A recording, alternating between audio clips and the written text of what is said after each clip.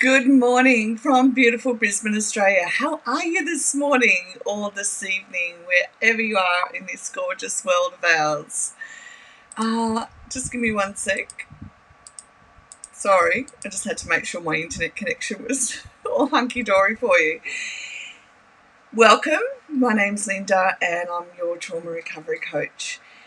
This morning we're going to talk about abandonment depression, and it's based on Pete Walker's work, and the information to begin with will come out of his book, but it's also information that's freely available on his website. Okay, so I will put his website address up, but if you just Google Pete Walker, you'll find even more information than I give you this morning. So we're going to share with you how he defines abandonment depression, what it's about, how it came to be. I'm going to show you a picture so that we can actually visually see the cycle, and we're also going to go through what we can do with it, how we can manage it, etc., etc. Good morning, Ali, from all the way from Ireland. Can you believe it? Good morning, Lisa and Rachel. It's wonderful to have you here. Hi, Diana. It's amazing. We say g'day to each other and it's just incredible. Thanks, ladies, for coming and joining in. It's just so wonderful. Hi, Katja. Yeah, okay. So, what is abandonment depression? So how did it come to be part of complex PTSD, and what is it we need to know initially? Okay, so this is straight from Pete's website. A complex PTSD sufferer wakes up feeling depressed because childhood experience has conditioned her to believe that she is unworthy and unacceptable in this state. She quickly becomes anxious and ashamed. This in turn activates her inner critic to goad her with perfectionistic and endangering messages.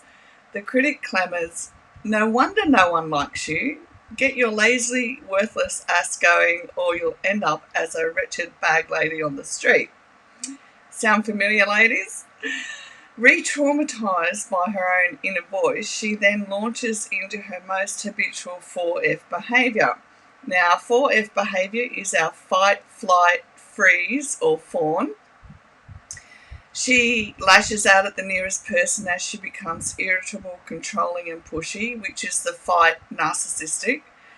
Or she launches into busy productivity driven by negative, perfectionistic and catastrophic thinking, which is the flight obsessive compulsive personality. Or she flips on the TV and becomes dissociated, spaced out and sleepy, freeze dissociative. Or she focuses immediately on solving someone else's problem and becomes servile, self-abnegating and ingratiating, fawn codependent. And it is normal for us to identify with one or two of them as well. Unfortunately, this dynamic also commonly operates in reverse, creating perpetual motion cycles of internal trauma as the 4Fs acting out also gives the critic endless material for hating ourselves, self-criticism, which in turn amps up fear and shame and finally compounds the abandonment depression with a non-stop experience of self-abandonment. Oh joy!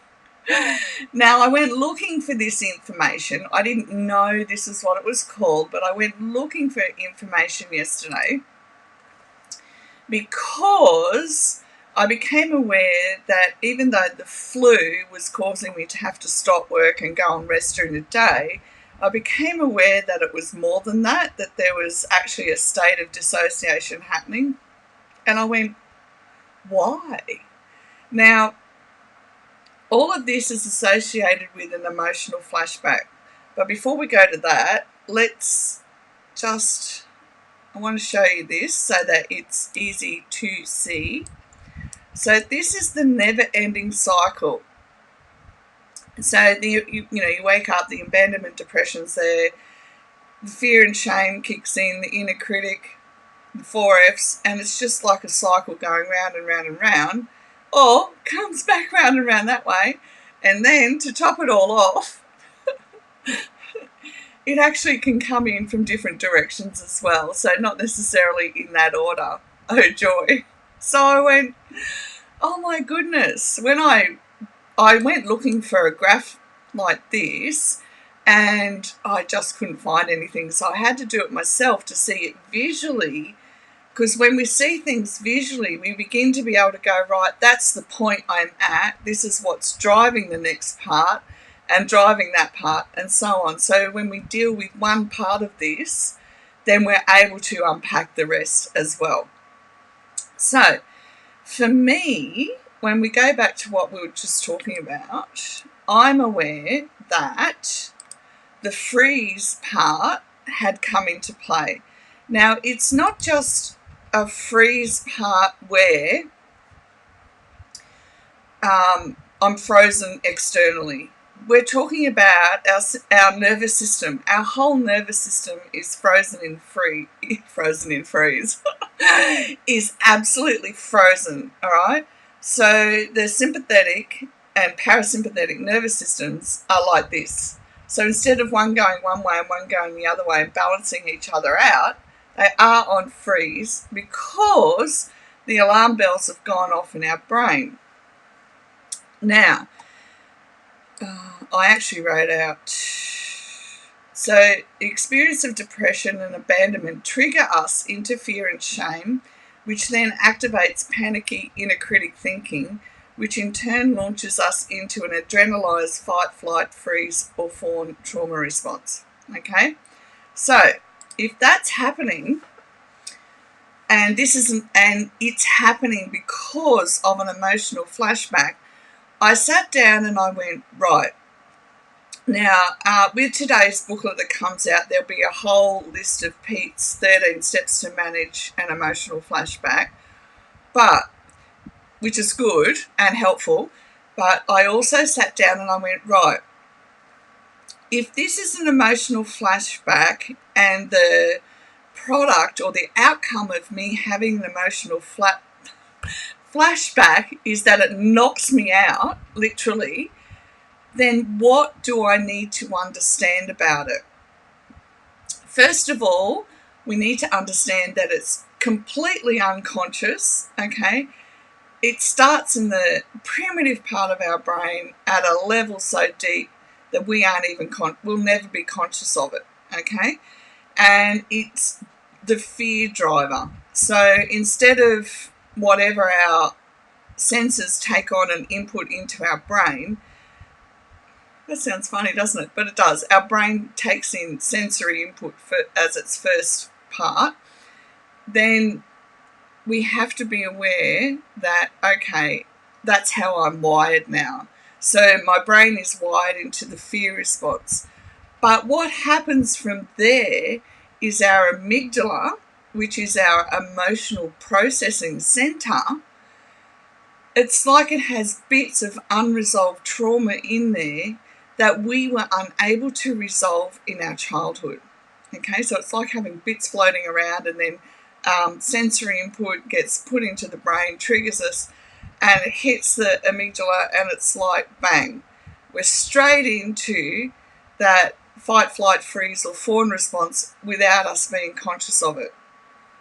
Now, we want to be able to process it, but we can't process it unless our prefrontal cortex and our medial prefrontal cortex are back online, predominantly the prefrontal cortex. Now, when we've lived with this reaction for so long, it's a habit, and it comes automatically to our body, from our brain to our body, and into our day-to-day life, where our thoughts do become, so for me, the dissociation will happen and I cannot even be aware. And that can be scary because it's like, okay, this happened and I didn't realise. And our first line of defence is the HALT acronym. So we want to be aware when we're hungry, angry, lonely, or tired. And I've always talked about this, how the tiredness gets me. And I'm going through a stage where something in my body memories wants to come up. But we can't sit, what I'm aware of is we can't sit down and do nothing and wait for it to come. We have to be proactive and continually building resilience in our day-to-day life. Okay? So then we need to be teaching, literally retraining our brain that it's safe to have our prefrontal cortex online working with the limbic system. And that's why I developed trauma-informed movement, because it does that. It gets our prefrontal cortex working at home in a safe environment. And when our prefrontal cortex is online, we can process the emotional chips from the past more easily. Okay, so how are we going to do that? How are we going to be able to process what's coming up that's traumatic, and the emotions are traumatic? One, we need to be with a specialist, a trauma specialist, a specialist in trauma, or a certified trauma recovery coach. You need to have somebody who understands the neurobiology of what's happening in order that they're going to give you a safe space to let these emotions up and be able to guide you where you need to go. Or, look, there's so many things that have to happen when you're working with someone in this area that that's not the point of today's conversation. The point is, we need to know that it's not our fault that this is happening. So when the abandonment depression kicks in, and I've talked about how the most I've been able to find out so far is the depression trigger in our brain is called CG25, okay? But when it goes off, our limbic system and our prefrontal cortex disengage in order that the limbic system focuses on fight, flight, freeze, or fawn to keep us safe. All right? So we do go through this process, and when we recognize that it's happening, so for me, when I found out this information, I went, oh man, I wish I'd known this. So something has triggered me, and I may never know what, and that's okay. But what I do now is I can either use Pete's list of 13 steps and use various ones to manage emotional flashbacks, which is okay. Or I can continue doing what I'm, or neither are independent of each other. We can do both. I can continue getting back on track into my structure and doing, so I got up, once I realised this was happening, I pre-planned my day today. I went, right, I'm getting up at this time, I'm going to gym, I'm going to do trauma-informed movement, and then I'll, XXX, and then I'll be ready to do my Facebook Live. And this is what our brain needs in order that it can relax and the body can relax and let up whatever it is, okay? Now, I know something is coming. So what do we do when we know something's coming? If you haven't been through the process before, it's okay. Sit with somebody who understands, and you will gain a whole bunch of information to help you through it. For me, I've been down this road quite a number of times, and this is what I have in place. I have a supervisory group that I can go to if I need to talk to. I have, she's a friend, but she's also a university qualified counsellor that I can run things by. I have another friend who's a trauma recovery coach, and I reach out to her and I'll say, this is what's happening, and they are able to tell me what they see, and then I'm able to process it internally. Now, in the beginning of your journey, you may want to look at it from the perspective of inner child work, okay? Inner child work is invaluable, all right? Now, how you go about accessing your inner child will be different for each of us, but I will include information in today's book so that you can do that. And I've got pages of charts and everything about the 4 of personality types so that you can identify yours, because when we identify it and we have language around it, so for example, when we go, oh, my inner critic's at play, then I need to be able to go, what's going on? What stage of the cycle am I at and what's happening? So I reached out to a friend of mine and I said, I'm aware of these are the stages, this is what's happening. And it's a body memory. So it's not just stored in the amygdala. This is a whole sensory body memory that's coming up. And I know this because, as earlier in the week I told you, I woke myself out screaming out like from pain from my heart. Got a shock actually. And that was around the kid's dad when he died, and he died 10 years ago. So my body is processing this stuff. And then when I went to bed last night, just relaxed, and tears came, but there was nothing to follow it. And I'm okay. I'm going, okay, so slowly but surely it will come up. The energy of the emotions, whatever it is in it, will come up and out, and that'll be okay. But this is something that you don't want to do on your own unless you've been down this path a gazillion amount of time, and you want to do it with support, okay? I have support around me as well here, so that if it comes up and I need to talk about it, I will go and do that. We do not do this on our own, all right? Because, especially with abandonment depression, what we learnt in our childhood, or the perception that we have in our childhood, is that we are on our own. So is it good to keep doing this on our own? No, we won't get any further. And I also became aware that the trigger could have happened earlier this week because I went out and had a great time at gym with my girlfriend, okay? So I met up with my bestie and her husband at gym, and we ended up sitting side by side on bikes and yakking away and everything. I've never done that before in my life, and I had the best time ever, okay? But I'm aware that joy, because this has happened to me before, I'm aware that joy and new experiences can be emotional flashback triggers, all right? So we've got to be willing. It's hard, and as I was talking to someone last night, it's hard work, okay? I know that I come and I'm full of joy, and I am, but I don't want to take away from the fact that we work really hard at this. Okay, we work hard to be free. We work hard to reclaim our lives, to rebuild our murdered soul, all right? And that's a whole other chat show. And we don't stop, because as each layer goes away, we reclaim more joy, okay? And it's worth every single step that we have to take. No matter what it is, it's worth it.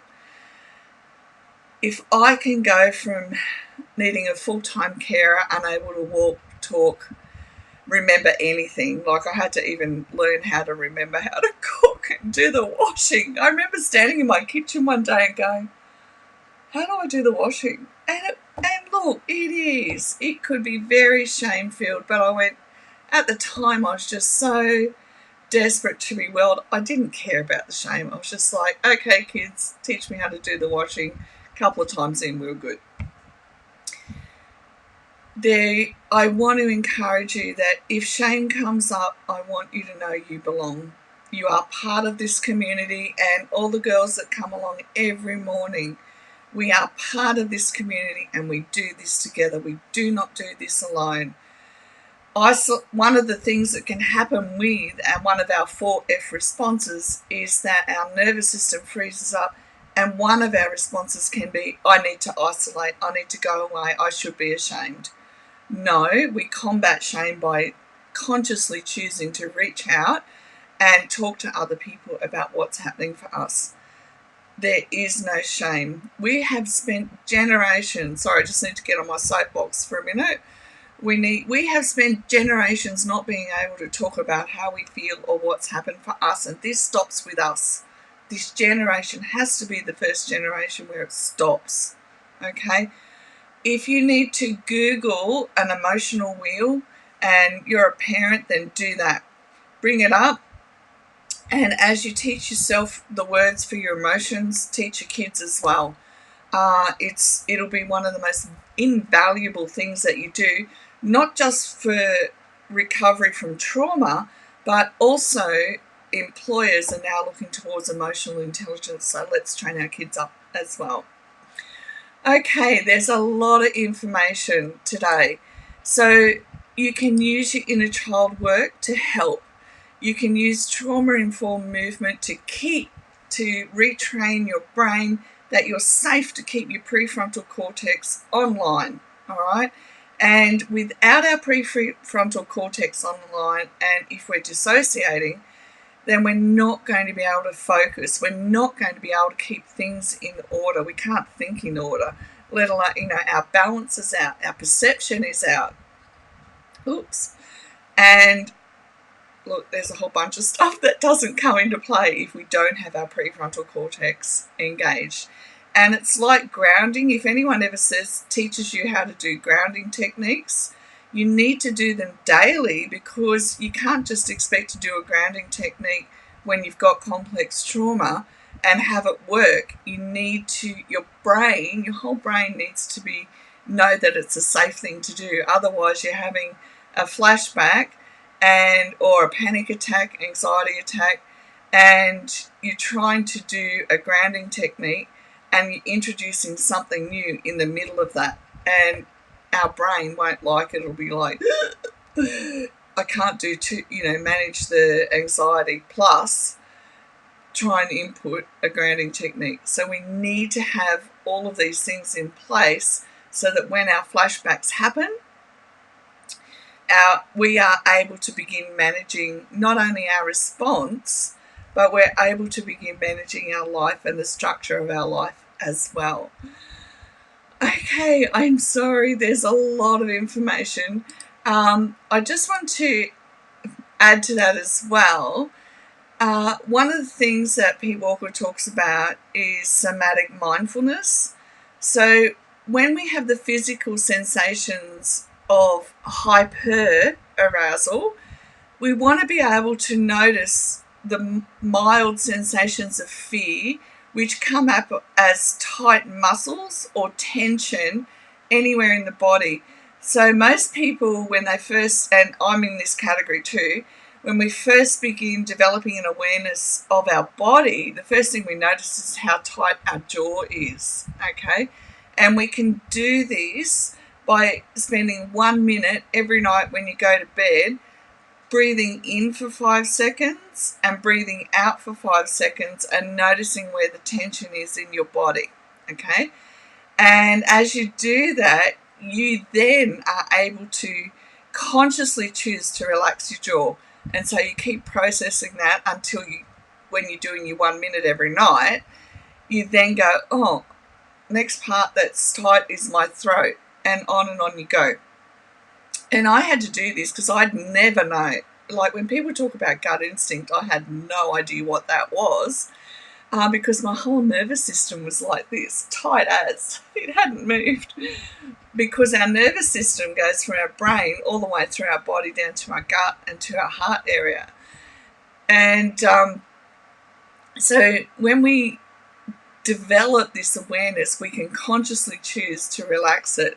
So we can have tension in our jaw, our throat, our chest, our diaphragm around here, or stomach, and that can also be related to fear. So we use our body to become aware of when the emotional trigger's gone off as well. So more intense sensations of fear can be nausea, jumpiness, feeling wired, shortness of breath, hyperventilation, and I've run out of fingers, elementary distress. Now, elementary canal runs from here right down, okay, right down to our bottom.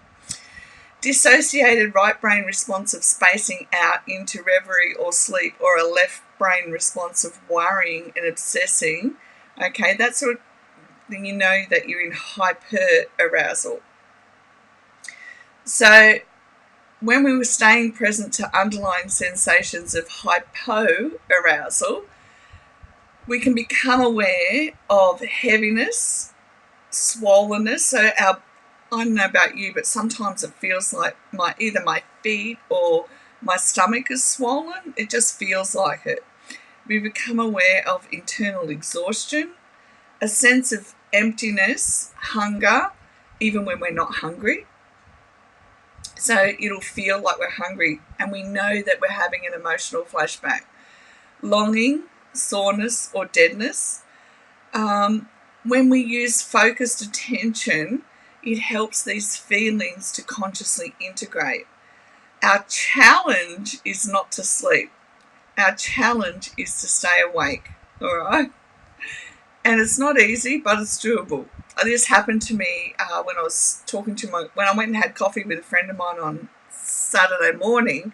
I'm sitting there and I didn't understand or have this language at the time, but I knew that the depression trigger had gone off for whatever reason, because all of a sudden I just wanted to fall asleep. I'm sitting there talking to my girlfriend and I was just going to go bang, fall asleep. So I sat there and I went, okay, this heaviness, the fog in my head, I'm still going to keep conscious of what we're talking about, but then I began to look around and name things in my mind in order to help me remain grounded and focused.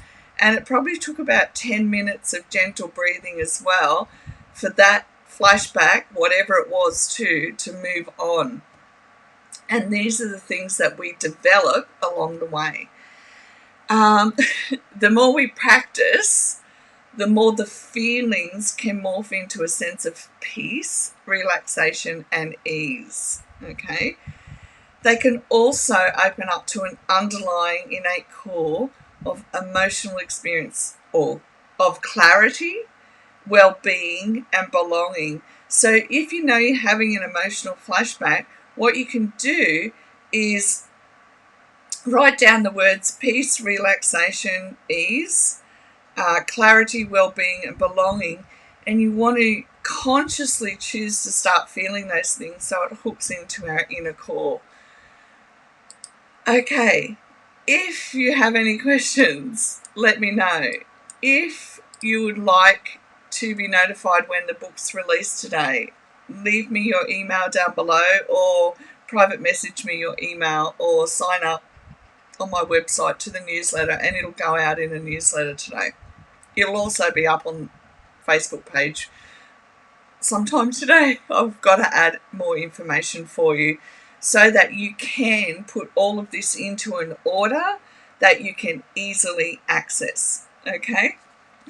Thanks for coming along and listening. I really value and appreciate each and every one of you. Have the most wonderful, wonderful weekend, and I will see you again Monday morning.